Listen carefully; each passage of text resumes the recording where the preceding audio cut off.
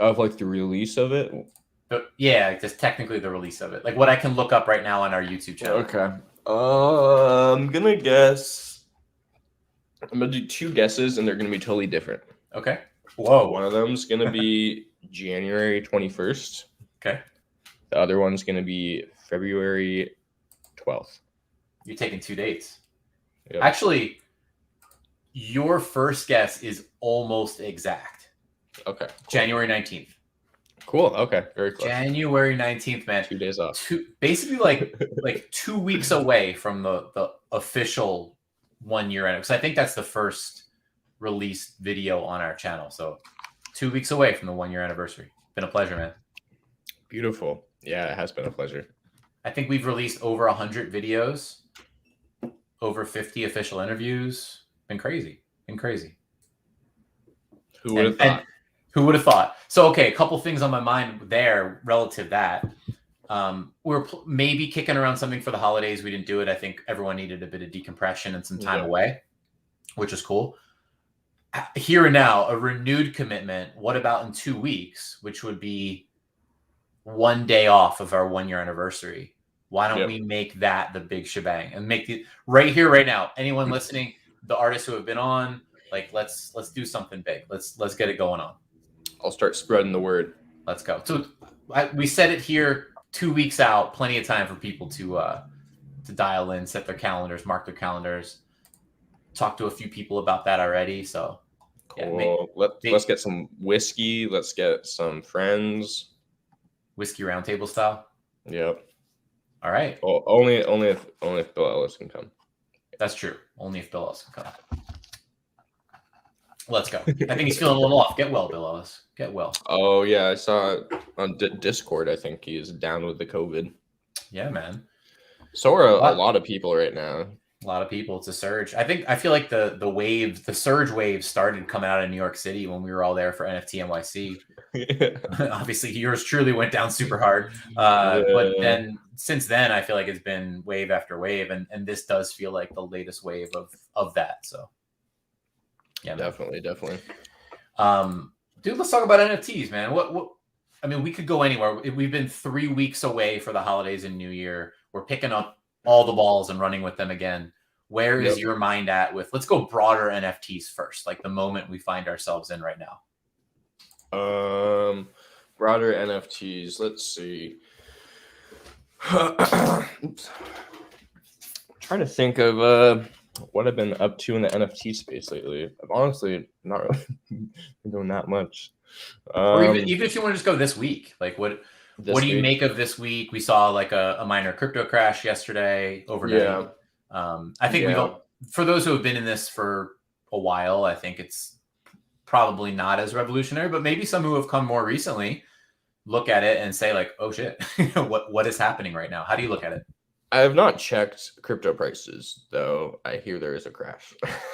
Well, I think ETH dipped briefly into the twos, probably some margin calls and whatnot. Seriously? But I think we're back to between 34 and 35 right now, 34 and 3,500. Oh yeah, dipping low. Just in case, let's start there. Just in case anyone is new to this, a crypto panic. Right. Well, number one, don't panic until it's time to panic. But in this case, a lot of what you do see dips can be exacerbated, right? Like a serious dip, like something is up, some people are exiting positions, whatever.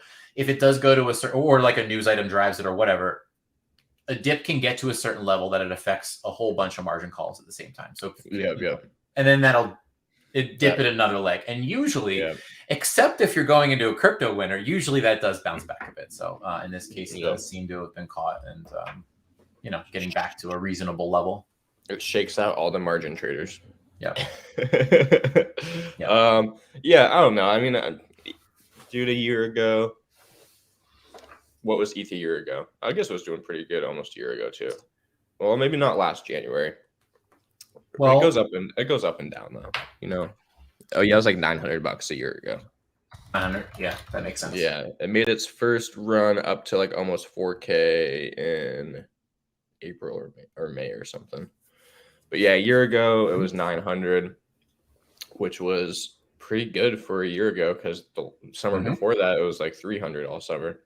So I don't know. I'm happy with ETH above $2,000. You know. Well, I think it's interesting, right? I think it does depend on how long you've been in it, what you've seen, what you haven't seen, whether you believe like you're in this thing for a long time, or whether you're hoping for some sort of short-term exit. I think if it's the latter, then I think you can get mentally wrecked by something like this going on. Definitely. It affects your entire short-term plan, so to speak. So it's a good thing to be acting on behalf of the long term, because it does kind of steel you against these things. Yeah. I mean, I think I just recommend if one can to have some ETH that they just store away on a cold wallet and don't think about for 5 years. And then obviously if you're into the shorter term trading and stuff too for quicker profits, then you have to be paying more attention to the charts. Victor Mascara in the chat. Happy New Year, Victor Mascara. Look, Victor. I hope you didn't just pop on for a comment. Stay with us for a minute. I want to talk about Victor Mascara. I wrote a post just now, and I've been thinking a lot about this. So we can get into this a little bit, but like over the holidays, I really did take a step back and think macro. I like to think macro. I like to think big picture. At times when things are flying around, it's incredibly hard to do. The holidays really did provide that time to like step away from some duties and responsibilities and like think. And I came out of it with a renewed respect for a number of people that I love. And Victor, I'm talking about you. And so I wrote this post, and I believe in art NFTs. I believe they're revolutionary and will overtake traditional art. I'm not a maximalist. I'm just saying what I believe. I love traditional art too. I love physicals. There's some physicals on my wall. Yo, shout out Sky Golpe. But I do believe legitimately that art NFTs will overtake the traditional art world. And then I wrote, since I believe in the long term, I also realize how much I value the artists who bring the same care to the blockchain as they do their art. They're my heroes. Victor Mascara falls squarely in that category. I believe since day one, that is one of the most patient artists in the entire space. He has controlled his minting. I think like one open edition to speak of. He's done a couple, but one open edition in the era of mega, right? Of like mega. We know it is what it is, right? It happened. And I've always just been impressed as to like the spacing out. It makes it so when there is a Victor Mascara release, it's a holy shit moment. It's like it's a holy shit moment. It's a sight to behold. It's something that I've been excited for pretty much every time it's happened. And so, not that that's the only way, not at all. It's just I can only speak from my opinion, and my opinion is this. Specifically, love you, Victor Mascara. I believe that one, your art is exceptional, and two, I've always appreciated the patience that you've exhibited. And also, by the way, one of the most legendary, patient, super rare, like letting the bids play out over many months before feeling obligated to act on something. So, which I was the victim of in the past. So I'm speaking from love, and I'm speaking from pure love, because I could sit here and be like, damn it, you should have closed that auction. No, hell no. He's done some amazing things. All right, that's enough. All right, Victor, that's enough. That's a good point to bring up, though. I agree wholeheartedly with that. Victor, you're becoming impatient to see me again. We did have a call scheduled that you bailed on. So, just it's only real talk on NFT origin stories. I'm just kidding. I'll see you in a week, man. I'll see you in a week. J-Ram, the boys are back. Let's go, J-Ram. Let's go. It's another super positive, thoughtful influence on this space. Love what J-Ram's doing. 100%. Cool, man. Well, where do you want to go? You pick the next topic or direction. Okay. Let's see. Let me think over the past few weeks of NFTs. I got a lovely present from ThankYouX. I want to shout out him. A lovely NFT tracking box from him that apparently opens into something at the end of January. What's in the box, dude? I don't know. I didn't even ask. I'm just waiting for it to be a surprise. I bought some Larva Lads and some Larva Ladies. I didn't even know larva ladies existed. I saw larva lads. They're hard to miss. It's the exact same thing as larva lads, except it's ladies instead of lads. Okay. And they were free to mint, so why not? Stack it up. It's like pretty much the only thing in NFTs I did. I did enter some nifty gateway drawings. Okay. I've been really happy with nifty gateway lately. Yeah, I think overall, after a rough patch mid last year, right? Like Q1, like end of Q1 into Q2, early Q3, there were some rough decisions, like not gonna lie. But the lion's share of what I've seen from them recently, I totally agree with you. I think they're making a lot of strong decisions. Yeah, I just see them kind of picking up in a corner of the market where no one's really doing it right now, which is really cool to see. Yeah, man, I agree. I'll double down on that. Yeah. Did you? Let's see. I'm trying to think. Did we have an NFT origin story since we did? Right. I was gonna say since Raph dropped. We did. Which Raph drop? Well, all right, let's go most recent because I think we did. So I think it's double covering the last one. But this guy. Oh, I don't think not since that. Not since that. The other one we did, but Cozy Pepe we have not. So yeah, please talk about Cozy Pepe. Shout out Cozy Pepe, the third in the series of Raph's playful take on Pepe's. I love him. This is my favorite guy yet. I mean, the first Pepe was good. Satoshi was an ode. It was an homage. I appreciated Satoshi. Not my personal favorite. Cozy Pepe is. I mean, and by the way, there's a debate out there whether that's a cup of coffee or a cup of hot chocolate. It is firmly a cup of coffee. Yeah, that's your final answer. Final answer. I'm on team coffee. What about tea? Why does it have to be hot chocolate or coffee? You know what? You're right. You bring in the team brigade. Get involved. Make the case for tea. By the way, Richard Intern asks, when you recorded the line, today is tomorrow's origin story, what tea were you sipping on? Probably Earl Grey. Mm-hmm. That's your favorite. That's my go-to. Today I have chai tea. Mm-hmm. And coffee. But you got the tea and the coffee. Yeah, sometimes I can't choose, What if Pepe likes to mix tea and coffee in his cup? Like a dirty chai? Would that be like even cozier? Would that be the coziest Pepe? I'm not sure. I don't know if coffee and tea is cozier than just tea or coffee by itself. This is the questions that need to be answered and need to be talked about, though. I mean, isn't this why we all gather on NFT origin story? J-Ram, by the way, says, love that Raph showing, well, I think he's talking about Raph, yeah. Showing the playful side while also doing very serious, refined work. It is. I mean, it is pretty charming. I think very few people do it better, like that separation, but also something that it seems to come together in a really amazing way for him.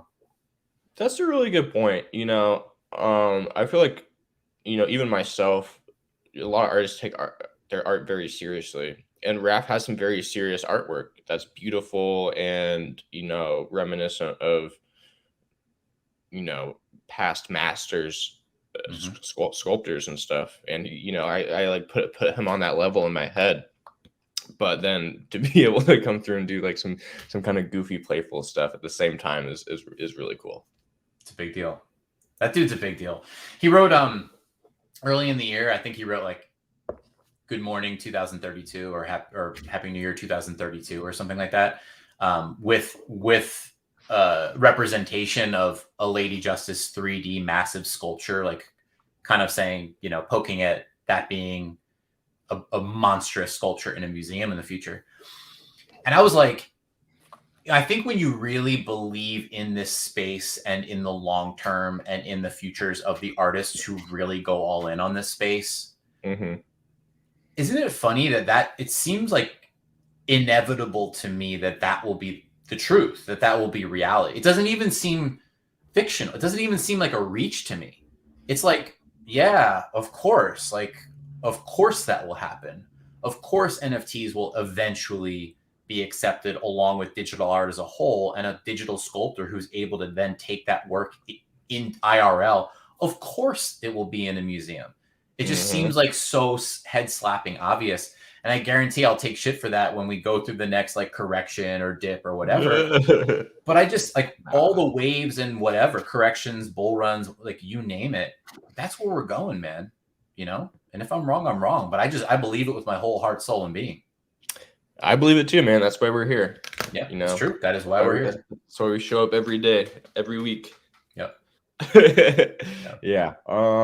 Yeah, man. And I always, always reminds me of electronic music. And when that first started, everyone was like, this isn't real music. And now everything you hear on the radio is pretty much made on a computer 99% of the time. And it's blended with traditional music too, to where, people are playing instruments, but it's also the beats made on the computer, et cetera, et cetera, et cetera. And I think, it took a while to get to that point of acceptance and to the point where technology was able to do that on a large scale. And I think it's like stupid obvious that art's the exact same thing. The interesting thing though, this time is it's attached to currency. So it has bull runs and bear markets, and it's it's a little bit different for sure. But in my head, same kind of thing. It's like technology is going to progress.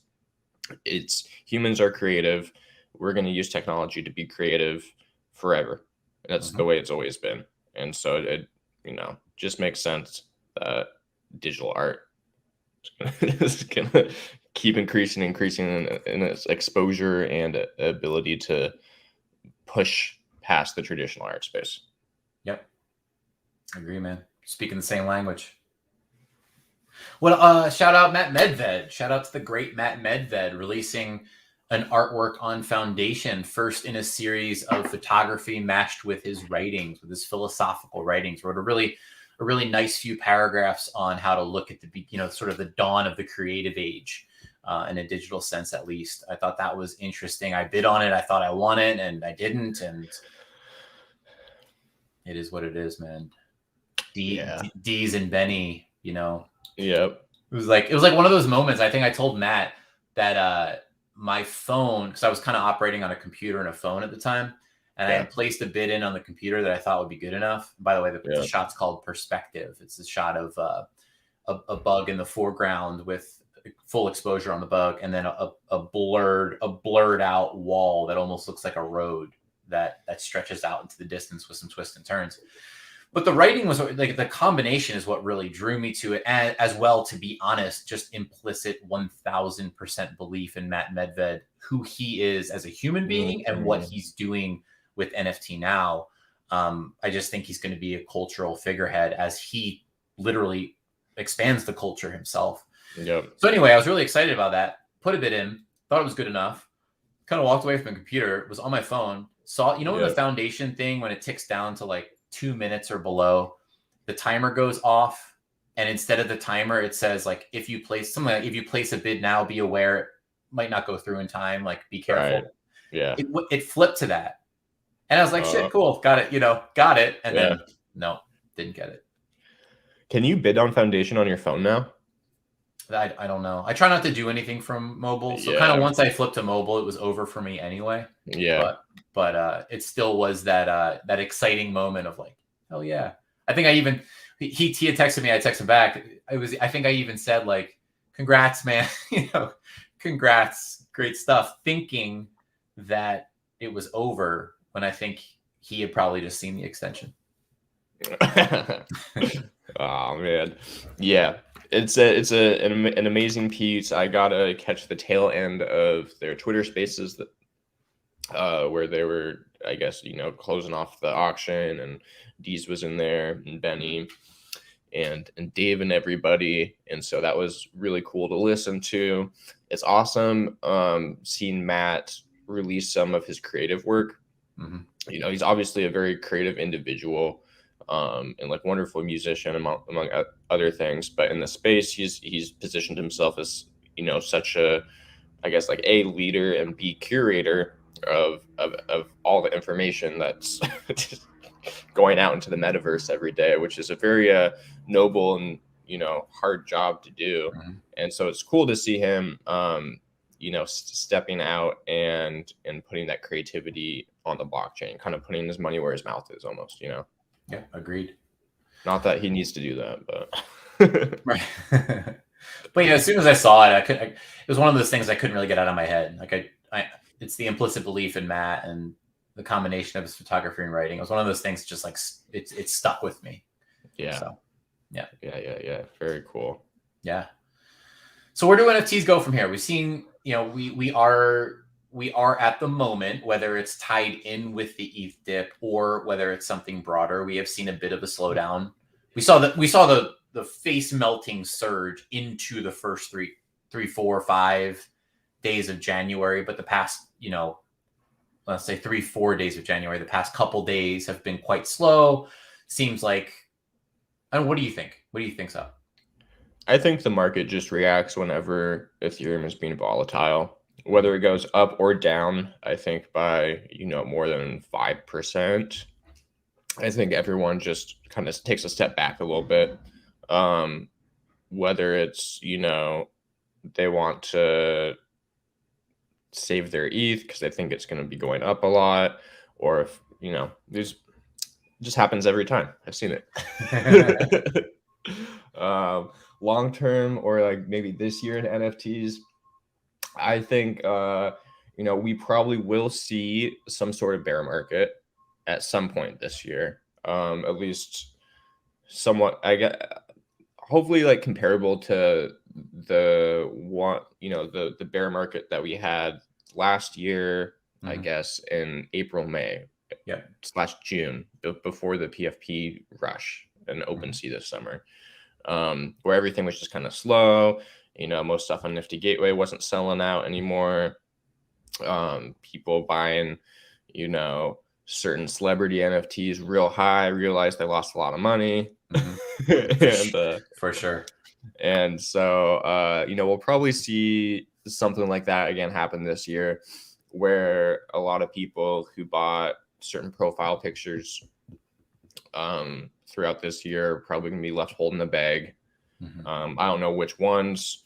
Obviously not all of them. I think a lot of them will still hold value. I think it's still going to be really, really hard to get a Bored Ape or a CryptoPunk this year if you're not filthy rich. I think that boat has sailed. But yeah, I don't know. So I kind of want that to happen a little bit, just to shake some people out that are just in it for the quick flip. I think, you know, overall it's a little bit toxic to the community. So hopefully they get shaken out a little bit. I just hope it's quick and swift, and then we're back rolling on stuff that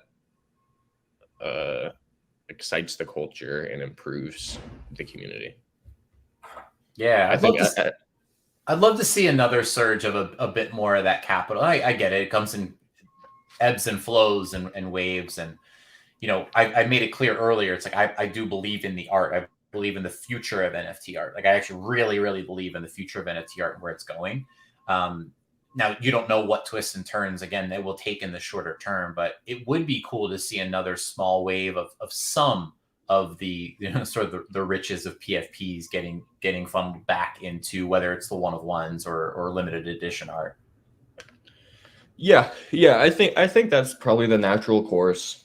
You know, like a year ago, and even up through like the Nifty Gateway surge last year, it was very much focused on individual artists in the space. You know, whether that was one-on-ones on Super Rare or the open editions on Nifty.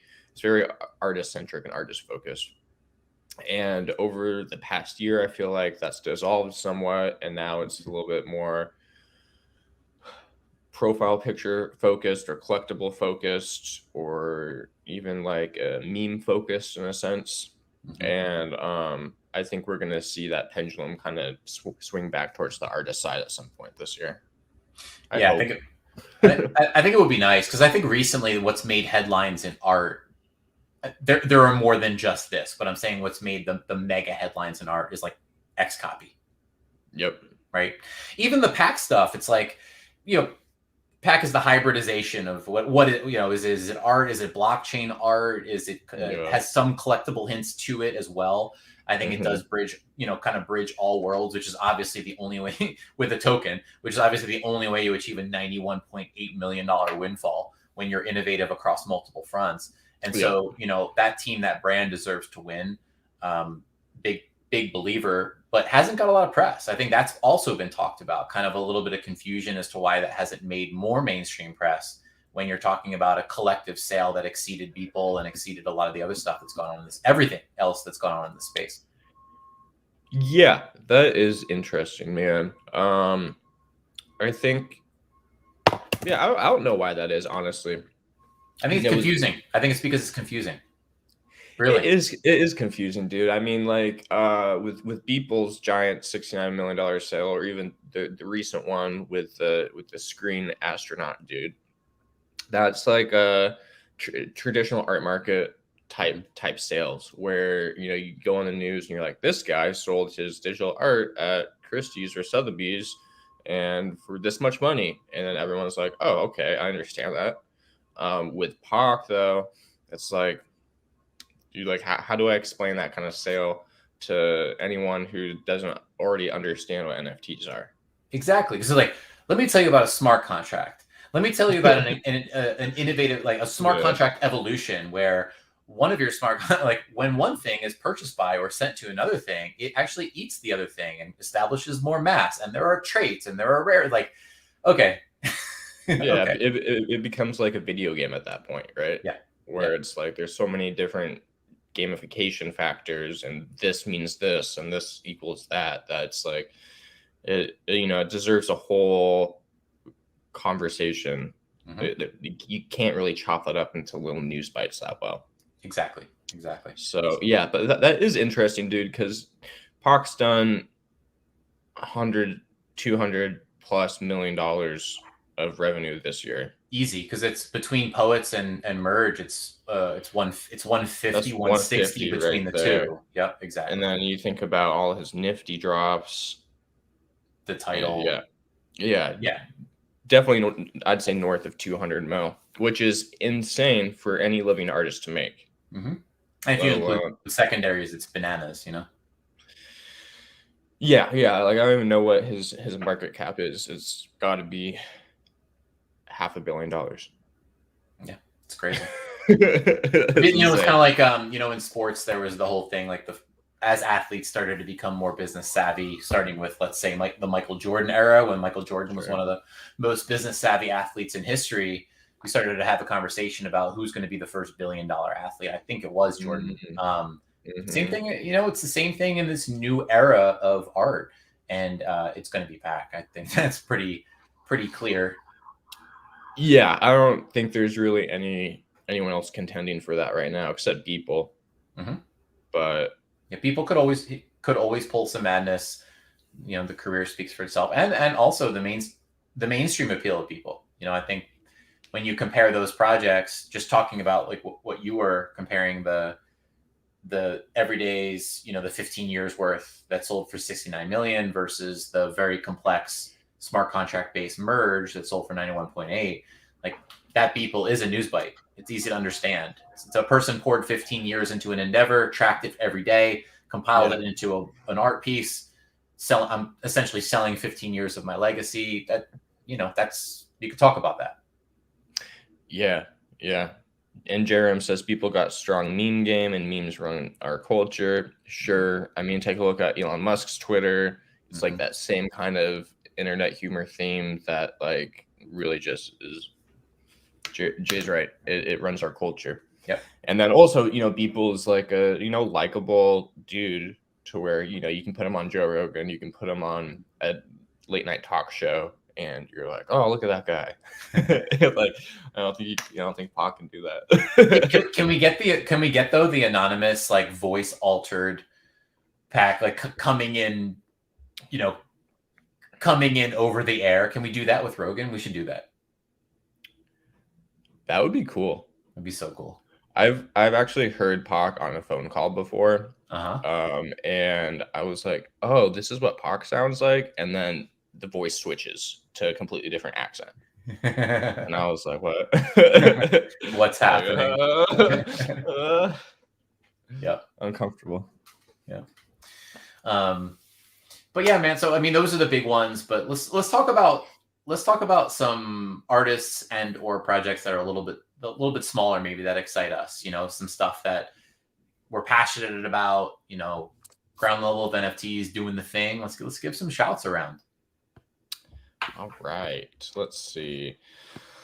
Let me go onto my Nifty Gateway and see what I've been picking up. Do it, sir.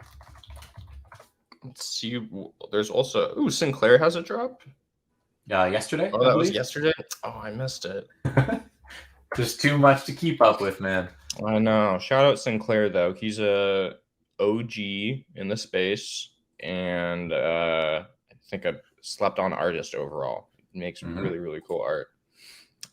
Annabelle doing his crazy work on January 2nd. Let's see what else. Oh, I did buy some Dave Krugman and Fabio collab. How good did that look? I did not. I bid on one of the auctions and lost. But how good did that collaboration look? Really good, man. I've been a huge fan of Fabio's work for a long time, and his like crazy city drawings. And I saw that, you know, he was collabing with Dave. And I was that just alone excites me because I'm a huge fan of both of their works.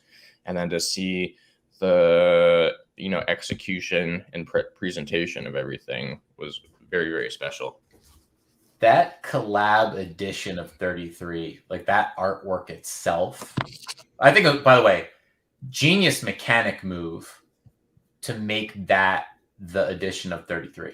Like that exact shot executed. I thought it was just really well executed because they pushed the price of that a little bit, but I think it was warranted. So I think it was just a very smart thing that they did in terms of matching just that iconic collaboration with that price point and edition count. Actually, I think it actually felt exactly right. Yeah, and that shot's just special. Yeah, very special. Yeah, so I grabbed I won, one of the Infinite Junctions by Fabio, number 9 out of 13. Is that the one that looks like the infinity sign? Yeah, it's like mirrored like this. Yeah, yep. Very, very cool. And then on secondary, I picked up Alignment by Dave, number 12 of 33. Good snag. Yeah. I have one of. We love Dave Krugman. Yeah, I have one of his, you know, drive pieces from that wonderful collection, and then now this. So it's cool to pick up some photos from the friend. I still remember when we all got dinner together in New York. I know. And sitting there drinking beer, eating salsa and chips or something. Yeah. And Dave was like, dude, I just got in super rare. Yes, that's so true. That was the moment he got in. Yeah. And then got in super rare. And then what was the other one? Super rare sale, or what was he announcing the other time? Because it was 2 occasions of interacting with Dave live in a row, and both of them came attached with mega news. So the joke was like, every time we get together, something massive happens. Yeah, it was either a super rare sale, or it might have been Drive, or it must have been a super rare sale. I think it was the acceptance and then the first sale. I think that's what it was. Yeah. Shout out Dave Krugman. I think one of the most intelligent, thoughtful, patient. Could go back to that theme where I praise Victor Mascara. You know, Dave, thoughtful, patient, caring human being. Yeah, all in. The best. Bullish on Dave. Yes. Let's give a shout out. Did you see my new profile picture? I had no idea I'd keep it up for multiple days. I threw it up for one day, and I was like, I'm not ready to take it down yet. I did. It looks really nice, honestly. It's a photo called Resilience for an artist named Joel LB. Beautiful. Where'd you pick it up? Foundation. Nice. I'm looking at it now on the big screen. Nice. It's really cool. It's a small figure walking down a mountain with a massive moon in the backdrop. So it's like a tiny silhouetted figure with the big moon, and the color is almost uniformly blue, which I love. So I don't know. So speaking of images that floored me, that was an image that floored me. Couldn't get out of my head, and that's that. The rest is history. Beautiful, beautiful. Yeah, it's a cool piece, man. And it makes a really good profile picture too. Yeah, that's the thing. I threw it up there because there was like a little conversation about. I think I might have been like talking to her in comments about like profile pictures or something. I'm like, oh, let me just throw this up. Let me like have fun and throw resilience up. And yeah, haven't been able to take it down since. So how long will it last? I don't know, but it's been a lot of fun having it. I like it. I like it. Speaking of profile pictures, Bored Apes did flip punks during this Christmas break. Yep. Thoughts? I mean, okay. Number one, wildly impressed. Wildly impressed since day one. We talked about it a lot. I've never aped, right? Never had an ape. But I'm at peace. Like I'm at peace with it. And I just think it's wildly impressive what that team has been able to accomplish. I think it is a case study. It's a historic at this point. It's a historical case study in terms of a brand that was birthed, changed the new school NFT PFP game, hasn't stopped and has not stopped for many moons and many months. It's getting closer to a year, not there yet, but it's getting closer to a year mark. But when you think about what one single brand and a team accomplished within that span of time, making so many right moves, vibing with the culture, expanding the culture, creating some aspects of the culture. Where does the road go from here? I don't know, but like, holy shit. Well, like job well done to that team. Yeah. Bravo for sure. I think that's a really good point though. It will be, and it is a historical case study on community building and brand building and where the value is derived from that. Yep. Yeah. Very, very interesting, man. Very, very interesting. I think it is a multi-billion-dollar brand that has been crafted in less than a year and continues to be on fire. That's hey, it might be the first time that's ever happened. Yeah, I mean, the collision of a perfect set of factors, right? And incredible innovation, smarts, creativity, passion. Oh, I don't have enough superlatives to give that team. Regardless of like, do PFPs excite me as much as art? Not that they're completely separate, but they do have they do have a lot of separation to them. Do PFPs excite me as art? Hell no. Like they don't. In fact, I'm like damn sick of the majority of the PFP world. But that being said, I can still give credit where credit is due and say, hell yes, Bored Ape team. And to the community, to those who got them early, flip them. Yeah, a little too early. and mixed and held them and rebought it. Whatever your association, like it's a big hell yeah. Like go get it. Nice work. What's the future hold? Yep. I don't know, but we can at least pause today and say cheers. Yep. And if no one ever flipped them for 0.1 ETH, they wouldn't be where they are today. So I take full responsibility for the mooning of Bored Apes. And Pranksy, right? Didn't Pranksy technically, now probably wouldn't have played out the way it did without, but technically flip like $250 million worth of Bored Apes? So he minted, I think, 1,000 of them. I think it might have even been more. I think it might have been 1,500. Yeah, yes. So, something in that range where it's just like, he had a good 10 to 20% of the market share. And, a lot of times, shout out Pranksy for this, because a lot of times when a whale does that, it's pretty bearish for a project because they usually do that so they have exit liquidity and they buy into a project, they hype up the project, people buy into it, and then they dump it. And that's, we've seen it a billion times with different kinds of coins and IPOs and ICOs and Mhm. all sorts of things. So the fact that Pranksy was so responsible the way he did this, he bought a crazy amount, hyped it up, it sold out after he announced how many he bought, and instead of dumping them all when they hit like 5 ETH floor or 10 ETH floor, he slowly sold them and trickled them out and matched the floor for all of them. He never undercut the floor, and now he has 1 ape left. Yeah. Okay. Okay, 2 things. I'm going to agree with you and I'm going to disagree with you pretty hard. All right. I have massive respect for Pranksy.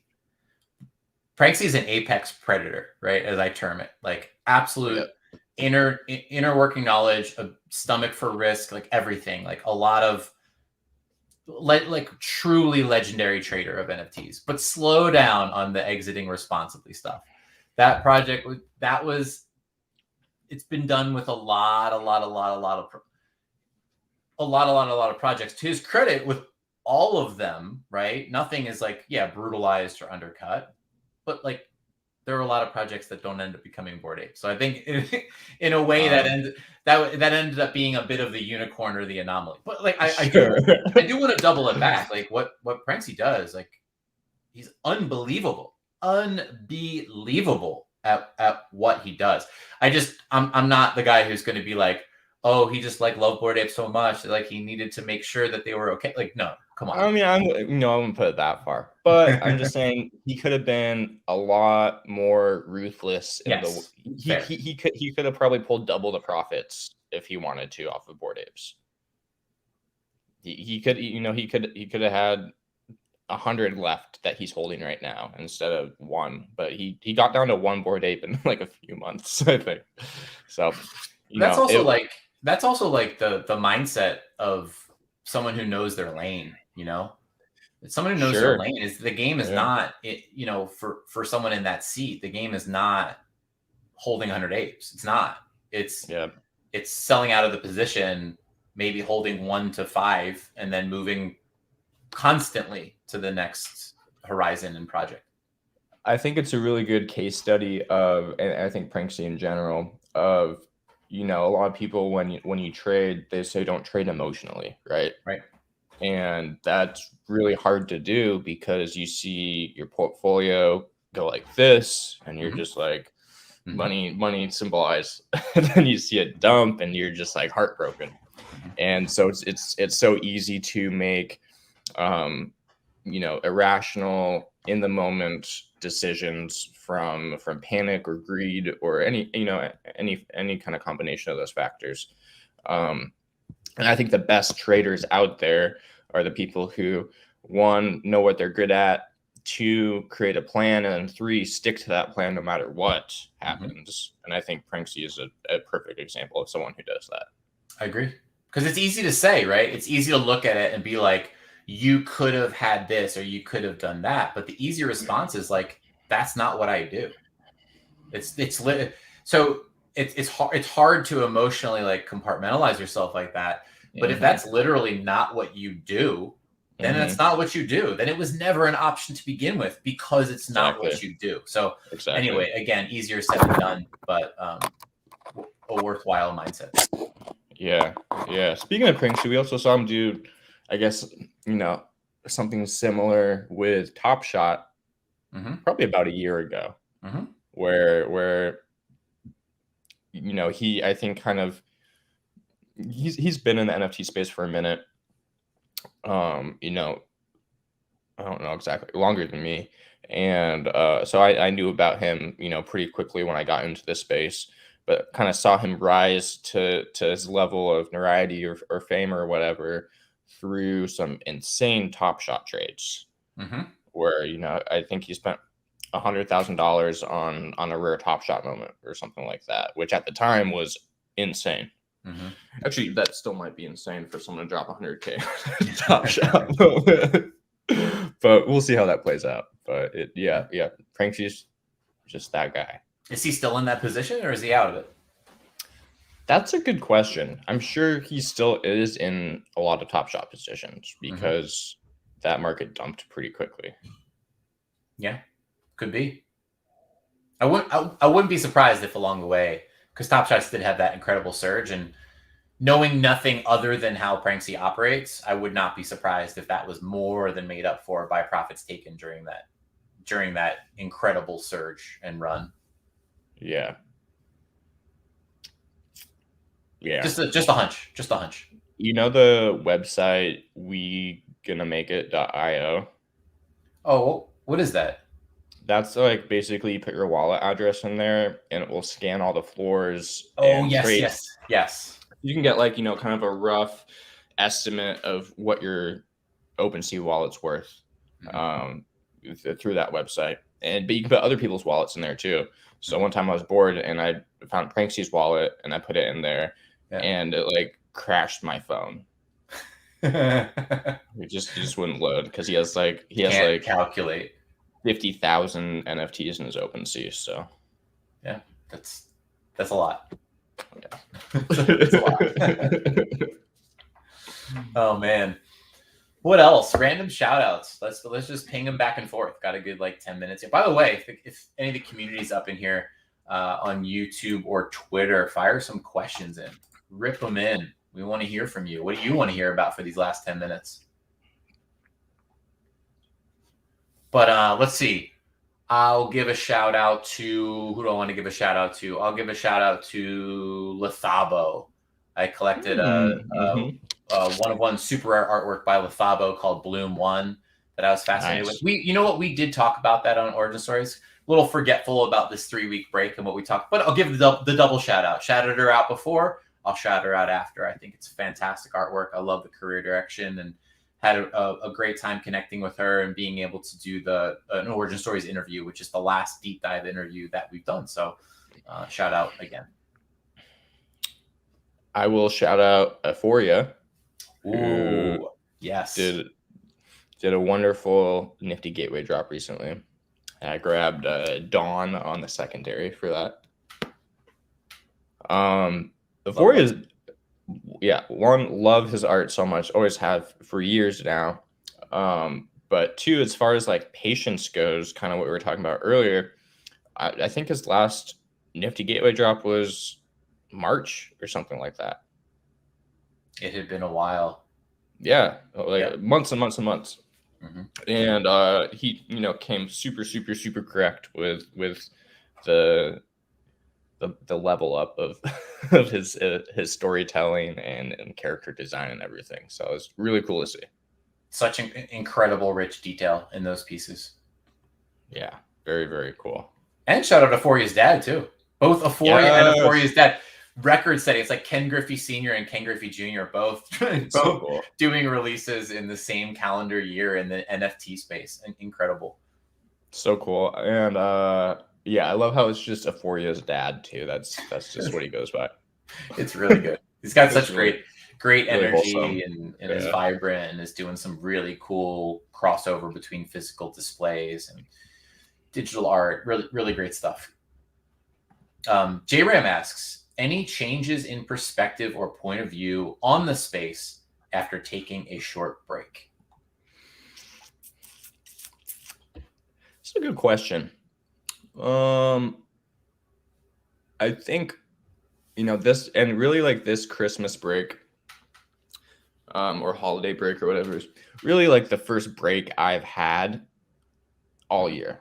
I've had some moments where I've taken a little bit more time off when I was traveling or something, at least, off from the internet and the metaverse, NFTs and everything.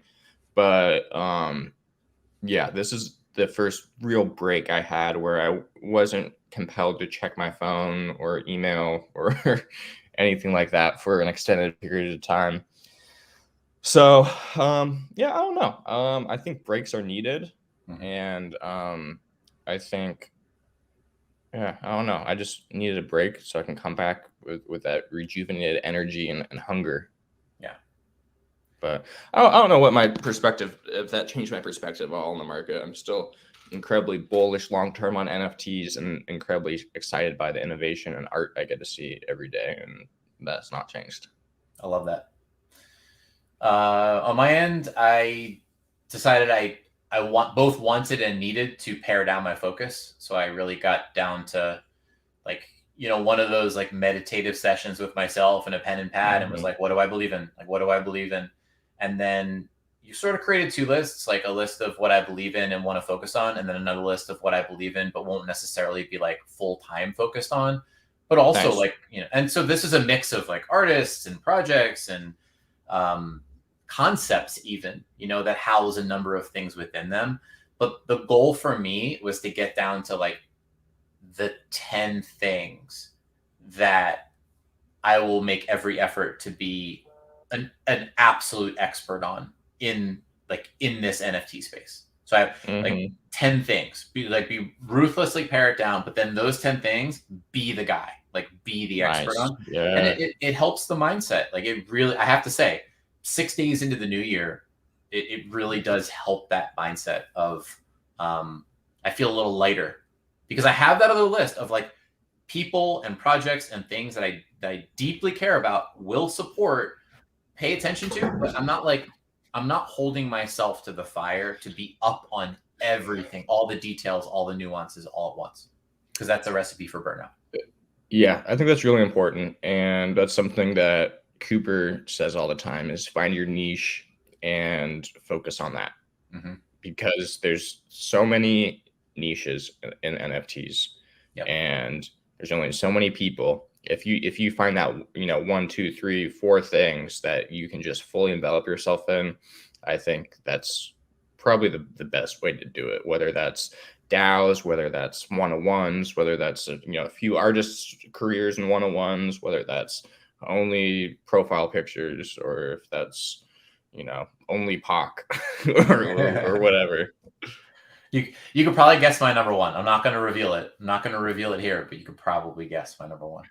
All right. So Fran's NFTs has given us some very thoughtful questions. All right, Parrott, rapid fire here. Who do you want to collect from in 2022 that you don't have an NFT from, even artists not in the NFT space yet?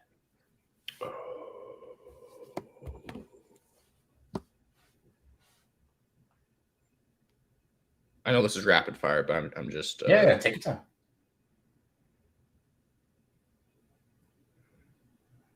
I like the thought, man. I'm expecting a deep answer here. No, there's just a really cool artist I'm trying to find on my Instagram that I can't find right now. Let me think. I think, let's see, artists in the NFT space.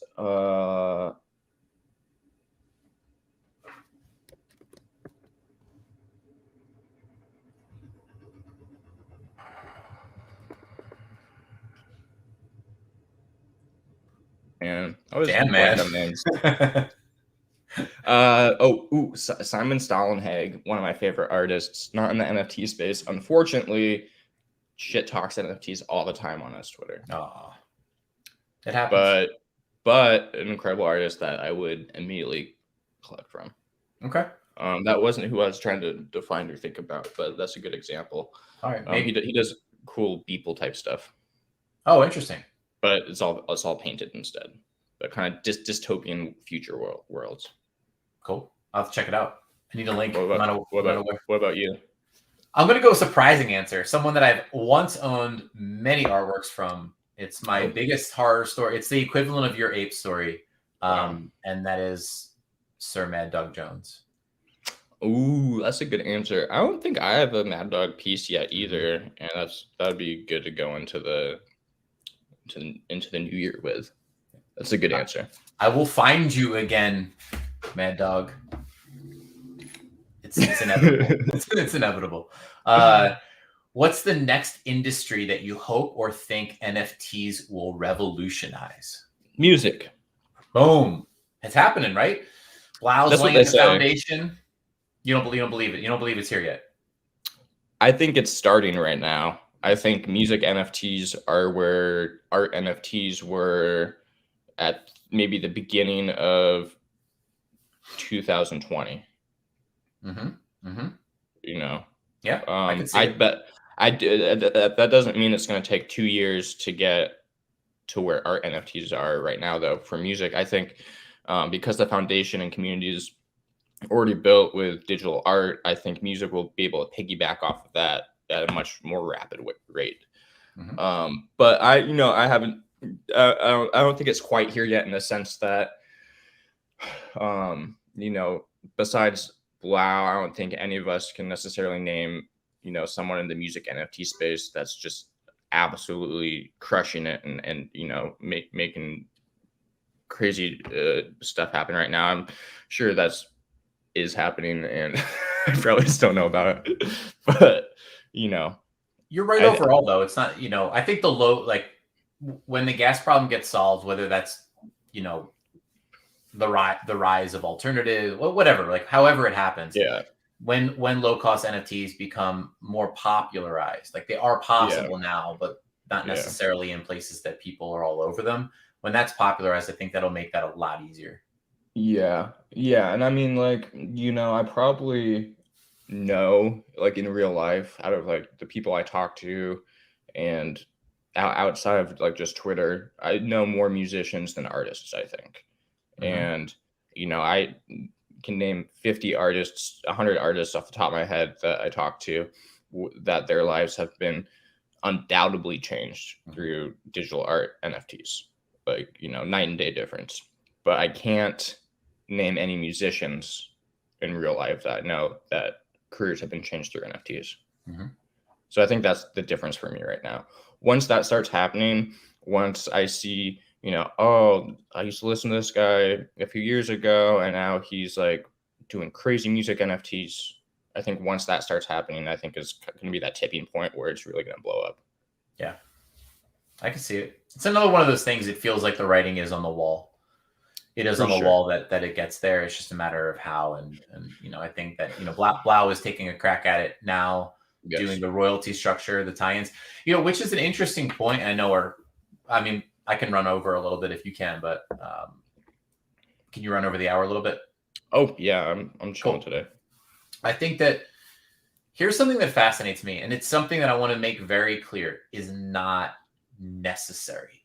Like there's nothing about what I'm about to say that is necessary to do, and it's a bit of an uncomfortable subject. And if you don't have it exactly figured out how you'll do it, don't do it. Like don't do it, because there's a lot of pressure right now. There's starting to be some pressure from the collectible world, specifically the CCO world, which is creative, like creative rights pass along, right? There's starting to be pressure from the collectibles world, which 99% of the people don't even know what they're asking for, but they're asking artists to give them the same thing, right? Around the artworks, the photography, like whatever it is.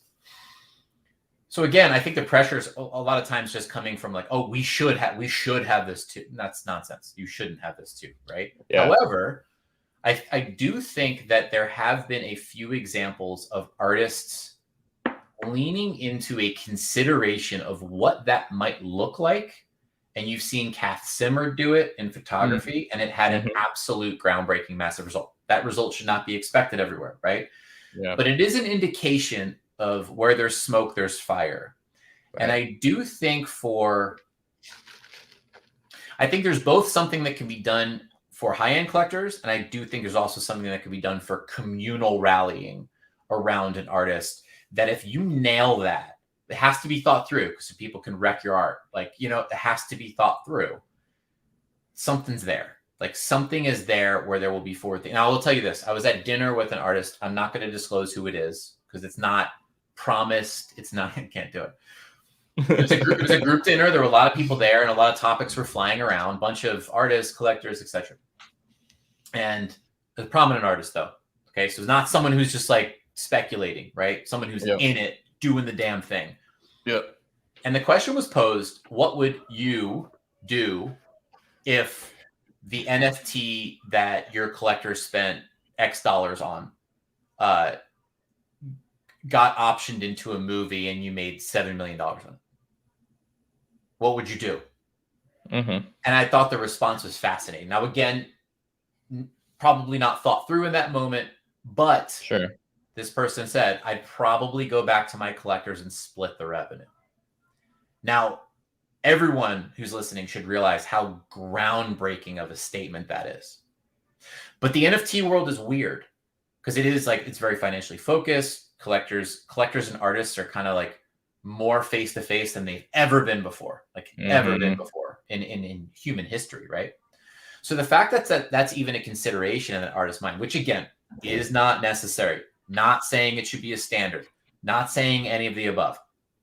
I do think some artists are going to smash it out of the park if they have an exacting plan to do something along those lines. I thought a lot about that because when that statement hit me, I'm like, no shit. Like, would you, or even if that 50% would be 25%, even if it would be 10%, even if it would be like a reverse, like a 10% back to the reverse royalty. Yeah. That's historical. It is absolutely historical. I think someone's going to nail that. Probably multiple people. Yes. Yeah, man. Because like in especially the profile collectible kind of market, it's really like why does a Bored Ape cost fucking $300,000? Part of that reason is because if you bought a Bored Ape way back when, now you have a mutant ape. Now you have a Bored Ape dog. And soon you're going to have ape tokens. And you're being rewarded for being a part of this community by being given like sometimes $100,000. Like I don't know what the mutant floor is right now. It was like 16 ETH the other day. And that's like monetary rewards for being part of a community. And you see that the same way with airdrops, with SOS, or with gas, or with Rare, or with Rari, or any of these things. I would alter that point just a little bit. I don't think you are, but I think you're being rewarded to continue helping expand a brand. Because a brand that has no traction that said, here's a dog, it wouldn't matter, right? It would be, it's kind of like, it's part of the same brand with no traction. It's just that you're giving an extension of that. If that doesn't have its own unique appeal, then like, what are we talking about? But exactly. It's like Bored Apes are in a position, right, where they have the attention when they could release something new. But instead of doing that new release, they're rewarding the community that sort of pushed them and helped them get there. So they're allowing their people to sell it for them and then reap almost all of the reward. And that's incredible. What if an artist were to do that? It has to be thought through. It's different. Exactly. It's different. It has to be thought through. But what if an artist were to do that more intensely with a single collector and or a large community of collectors? It's something. Exactly. And the dynamic shift when it is 1 to 5 people instead of 10,000 people in your community. Talking artists to collectors. But how would it be possible in the same way for, like, say you find an artist you like, you go and buy their work. Right now, the way it's set up is you can either hold that and like watch it appreciate and decide to sell it. But the problem is you sell it, you don't have it anymore. It's like, it's a very binary kind of system there. Now, how do you, as an artist, say, I want this person to collect my work and hold it and still be rewarded with, monetary gain of some sort? Well, here, so let me give you an example. Okay. And I'm going to talk about this person because they're immune. They're beyond the game. They're the top of the. It's like, there's no effect that I can have on this person, and I love this person. And this person's been an origin story interview, so I'm going to pick on Beeple for a second, in a really positive way, right? Well, what if Beeple was like, it's 2022, and you know what? And I think he's crazy enough to do something like this because he's done the $1 drops before, which is kind of the equivalent of doing something like this. You're right. Actually, you're right. But what if people was like, oh, I'm going to take that a step further now. Okay. I'm going to take that a step further. Everyone who's collected a Beeple did. I'm not going to do a drop for 6 months, right? Because I could do a drop right now and it would be snatched up. but I'm not going to do a job for 6 months. And this is key because it's not like you give someone something and you do the thing. It's like, no, you're doing the job. And anyone who owns an artwork of mine, of which I'm trying to ballpark in my head how many editions he has out there, but we're probably talking between 1 and 2,000, maybe. That sounds right. 2,000, whatever. Sure. Let's just say 2,000. Yep. It's yours. I created an edition of 2,000. And there's some different looks in there, and there's some, randomization in there. And I did 20 unique artwork or 10 unique artworks, and I mixed them up, and there's some rare, and they're all yours. And I'm dropping one to each person who's collected one of my artworks. I'm going to take 10% royalties off the back end. It is all yours. How insane would that be?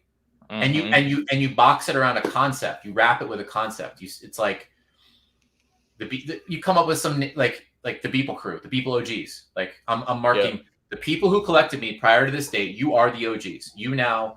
You are getting this reward airdrop, and I'm not releasing anything alongside it. So you have clear runway to do whatever you want with this new artwork.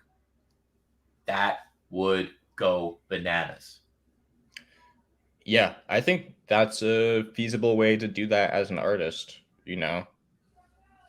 But in the same way, it has to be well thought out. It has to be a brand that already exists, because like with Bored Apes, if they airdrop you a dog and the apes are worth 0.1 ETH, then the dogs are going to be worth 0.001 ETH, and it's going to dilute the market of your brand and probably not help.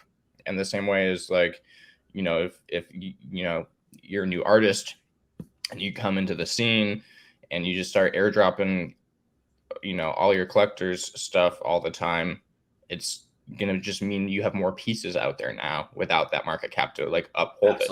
Absolutely. Spot on. Agree. Yeah. It'll be interesting though. We'll see stuff like that for sure. And I just imagine it's harder to do as one artist versus a whole brand to kind of pull off that kind of thing. You need a team, right? It has to be an artist with a team. Or it can be done on a much smaller scale, like a controlled scale. But yeah, I mean, I guess to be fair, that's probably true. Either it's done on a very small scale, like with a one-off or something along those lines, or it is an artist who does have some semblance of a team behind them. Mm-hmm. Yeah, it's going to be interesting to see. This is a good conversation. It's going to be interesting to see how, especially from the smaller artists, or just the art, the one-on-one artists and non-collectibles, I should say, artists, that how they interface with collectors in the future, and what rights they give collectors in regards to their art. And it's going to be interesting. And it's also, I'm curious to see, what the collectors will want. Do collectors care about that right now? Like if that's a Sky Golpe piece behind you, if Sky Golpe was like, Roger, you own all the rights to this now, and then is that something that like you'd be like, oh cool, I'm gonna go do something with that now? Like, I mean, it's a good question, and it's kind of why I believe that like 99% of the people asking that question probably don't really mean it. Like they would have it and not really know what they wanted to do. For me, I would say, and Sky, like big love, like someone that I deeply care about in the space. I believe in the space. I think incredible art, incredibly savvy. Like I could say a lot of nice things about Sky Golpe. Probably falls into that category of artists that I actually would be like, oh shit, like what do I? That's amazing. Like what do I do now? That's incredible. There are a lot of artworks I would not know what to do with, and would not be able to actualize anything once that had been said. Nevertheless, it's a cool thought. Definitely not right for 99% of circumstances, but there probably is a 1% out there where it, I don't know, someone finds the home run. Yeah, like I think it honestly, it makes more sense in collectible projects, because like think about how many people on Twitter, their whole identity is their CryptoPunk. Richard, great example with the 3D glasses. He turned down a $10 million bid or whatever kind of thing that was. But that's his identity. He does now interviews with those glasses on. He hands those glasses out. You got a pair of those glasses when you met him, and ooh. Yo, on Richard's 1 year anniversary of NFT, which is today. I should have worn these the whole interview. Oh I hope God. Richard intern is still watching. This is so good. But like that is his identity. I think that if he owned the rights to that punk, that's bullish for him, and he would. I can't take you seriously. It's making me dizzy. Also, love you, Richard. But you know what I mean, like that is his identity. If he owned the rights to all that, like I could see him making merch. I could see him making derivative NFT collectibles based off of that IP. I could see him, doing something on Netflix, and he's a character, and like that's where it makes sense. And I think with Bored Apes, that same kind of thing makes sense in that scenario too, where if there's a cartoon about Bored Apes and your apes in there, you should get paid for that. It makes less. I don't know if it makes less sense, but it's harder when it's just a piece of art, I think. Yeah. Because it's like, how are you gonna, make a derivative off of a 101? Okay, let me actually change my whole perspective. Okay, let me change my whole perspective on this, because you just clicked it in. I think those were great. Those were great points. And actually thinking about that a step further, when it does come to the art, so I'll go back to the conversation with the artist, right, at that dinner. Instead of the creative rights, forget that. Okay, forget that. Forget Sky Golpe coming to me and saying, "Okay, Roger, you can now do whatever you want with this image," right? Forget that.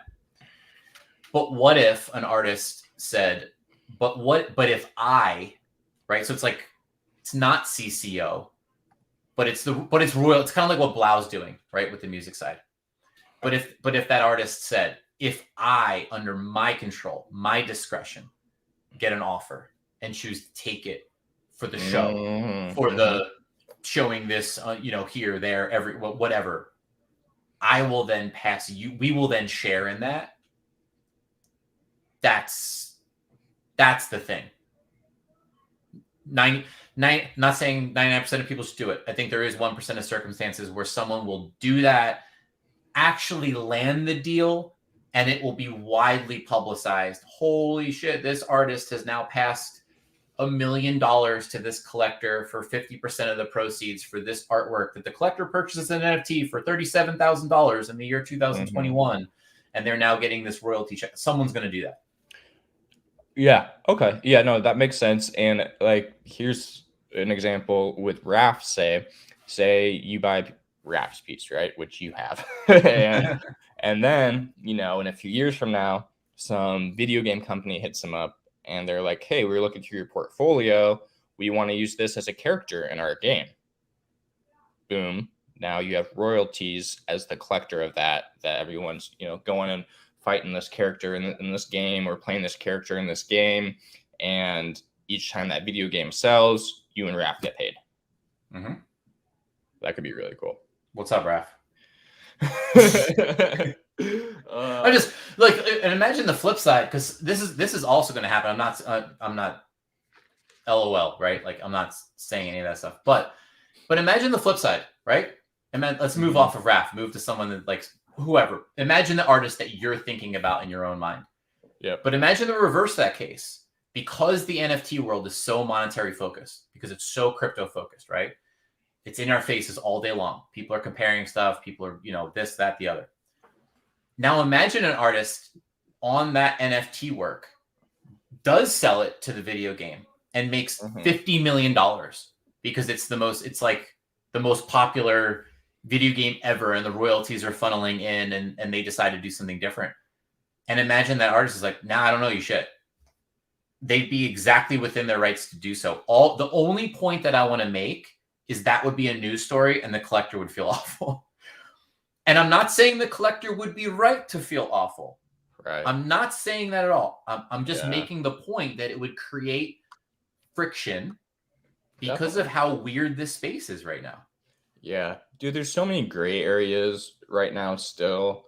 Like, even like, say a museum hits me up and they're like, "Hey, we love this piece. We want to feature it." Mhm. And I'd be like, "Oh, okay, let's do it." But what if that piece is already sold to a collector? Mhm. What is, legally, I can do whatever I want with my piece, and I'll go and put it on a screen in a museum without any permission. But I think the right thing to do would be go to that collector and have a conversation and say, "Hey, this museum hit me up to have this piece of mine which you own in this museum. Do you want to do that?" Mm-hmm. But it's such a gray area because I don't think there's laws around that at all. But that's another situation that would create friction. And there aren't, and you're right. And I've had I think it's the most awesome thing in the world. Like, I've had a few artists who have approached me in the past who have said this is going to be in a book, or this is going to be in a museum, or this is and universally I'm like, go, like, do the thing. Yeah. That's incredible. Like, that's incredible. I'm honored that you had that conversation. And I think that, forget the formalities, forget the structures, forget the royalties for a second. I do think this space is cool as shit because it does, again, going back to the artist-collector relationship, there are a lot of extremely positive relationships forged where both people are focused on the same thing, which there are a lot of collectors who care about the artist's career, and there are a lot of artists who care about the collectors.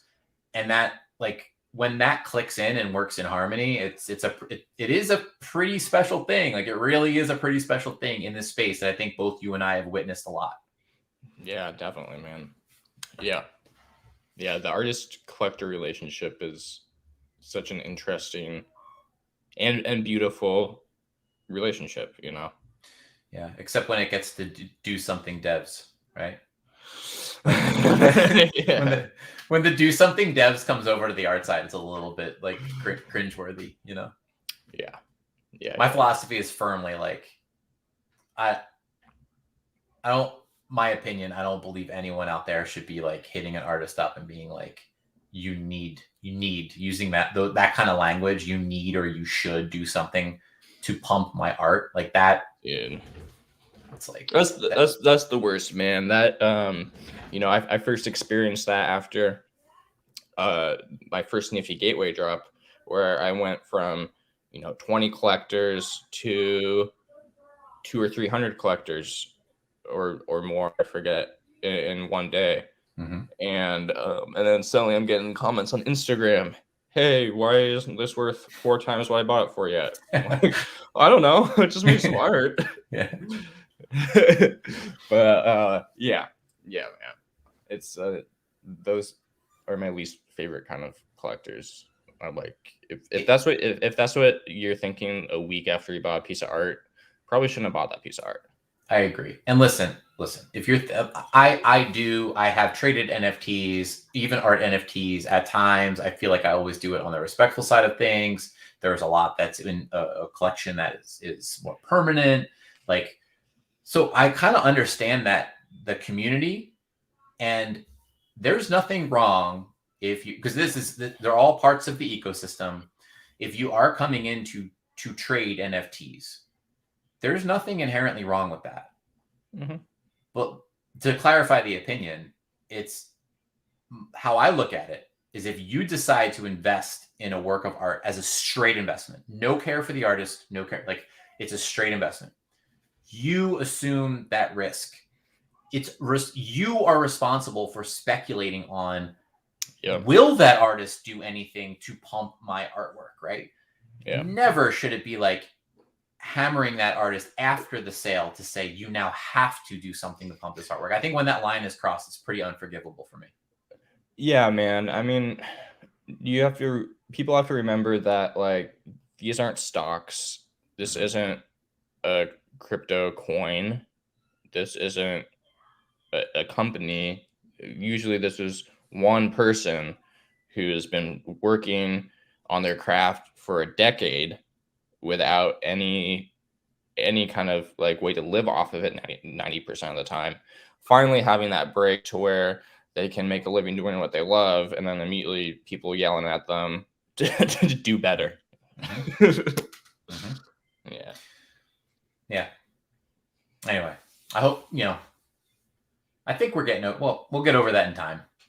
There's just growing pains, It's a new market. Exactly.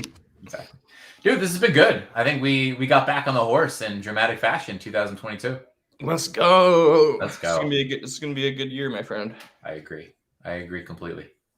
Much to discuss. I feel like I think it's going to be every week for a little while. There'll be a lot of topics flying around, a lot of releases, a lot of artists to talk about. So can't wait for it, man.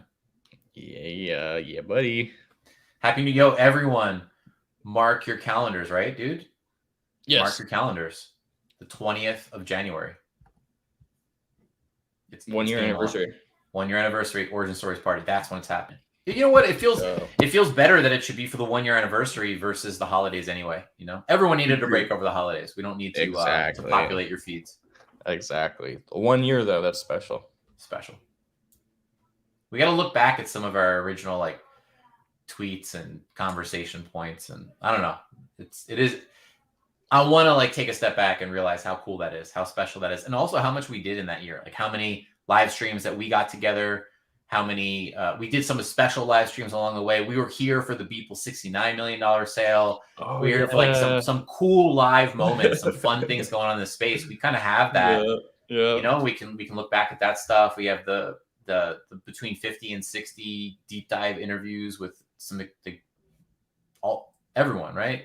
Beeple, Mad Dog, Buckrender, Victor, Blake, Catherine. I can't name everyone. Raph, the list goes on and on and on. Most watched Origin Story interview of all time is Gary V. Nope. He was Trump. Nope. Not People? Not People yet. I think once we once we do a better job of pubbing all the content that we have, I think people maybe slow burn, takes over at some point. But who's the number one? Those are my guesses. I feel like it's obvious, but I don't know. Who? An already legend who just keeps getting more legendary by the month. The great Bill Ellis. Let's go, Bill Ellis. Most watched NFT Origin Story of all time. Wow. Here, before we go, let's do the top. I'll give you the top 5 before we break it down. I think you got some of them, but you definitely got some of them. Gary Vee's definitely top 5. Are you sure? No. You are right. Gary Vee is top 5. The order of operation here goes. Bill Ellis, number 1, holds the top slot by less than 100 views. Over the number 2 slot, Boss Logic. Okay, let's go. Yep. Let's go, Boss Logic. The number 3 slot, Speaking to My Heart, Raph Grassetti. Mm-hmm. The number 4 slot, you have mentioned, Gary V. There we go. And the number 5 slot, actually, I got some more here. The number 5 slot, the number 1 interview, Buckrender. Just because it's easily accessible. Let me just rattle them off here. We got to go through some of the archives here. The number 6 slot, Blake Catherine. Let's go. I just feel like Blake Catherine is perpetually underrated for Agreed. What she does, what she's able to do, quality of human, everything. Agreed, 100%. Number 7 slot, someone talked about on this very show today by Mr. Parrott, Euphoria. Hey, nice. Mm-hmm. And that one's got just consistent love over the long haul. Consistent love over the long haul. The number 7 slot. No, sorry, that was number 7. The number 8 slot. Lush Sucks. Nice. Let's go, Lush. Cool. Yeah. 2 more to go. Number 9 slot. MBSJQ. Bringing Astro into the picture. Sweet. And the number 10 slot. The great Philip Hodis. Nice. That was a good one. And there you have it. So Beeple's not even cracked the top 10 yet. Now he is a relatively recent interview, Climbing the ranks. He's number 11. Okay. Oh, actually, the fun facts continue. Get that, and this is it because I can't scroll anymore. The number 11 slot is Beeple. Yeah. The number 12 slot also answer the trivia question, what is our top live stream? The Beeple $69 million sale is our 12th most watched video on NFT Origin. Wow. So Beeple and his auction are side by side on the stat rankings right now. How poetic. A beautiful coincidence. Yeah. And on that note, my friend, great to see you, man. For real. Great to see you. 3 weeks is too long. Let's not ever do that again. No, that was horrible. Yeah. Hell yeah, dude. I feel like we set out to or we accomplished what we set out to this year as far as Origin Story goes. Yep. Some really, really, really amazing interviews with artists, some really, really fun live streams, some historic moments, and it's been fun the whole time. Couldn't agree more. And now I just keep thinking of all the ferocious. I just keep thinking of all the ones. Anyway. We'll have a chance. We'll review it for real. We'll have a chance to celebrate in 2 weeks. Yeah. All right, guys. Next week for sure. We're back. Coming in strong for the new year. Mm-hmm. Next week we're back. Following week party. Onward and upward. Yes, sir. All right, everybody. Thank you for tuning in to another episode of Origin Stories live streams with RD and Parrott. No more to add, man. That was perfect. All right. Bye, guys.